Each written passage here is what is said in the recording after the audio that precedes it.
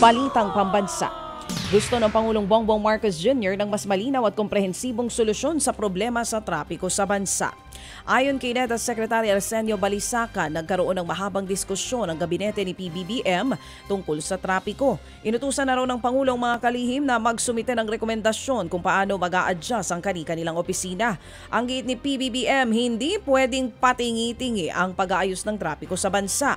Dati nang inudyukan ng Management Association of the Philippines ang pamahalaan na magdeklara ng state of calamity sa Metro Manila dahil sa patindi ng patindi na trapiko. Inudyukan naman ng Teachers Dignity Coalition ng Department of Education na bilisan ang pagbalik sa lumang school calendar. Ayon sa grupo, dapat itong gawin sa lalong madaling panahon para wala ng klase sa Abril at Mayo sa susunod na school year. Sa May 31 pa nakatakdang matapos ang school year ngayong 2024. Nauna nang naglabas ng kautusan ng DepEd para bumalik sa lumang kalendaryo kung saan mula Hunyo hanggang Marso lamang ang pasok. Mahigit 2 milyong estudyante naman ang apektado ng suspensyon ng face-to-face classes dahil pa rin sa matinding init. Idineklarang regular holiday ng Malacanang ang April 10 sa buong Pilipinas dahil sa Idil Fitr o pagtatapos ng Ramadan.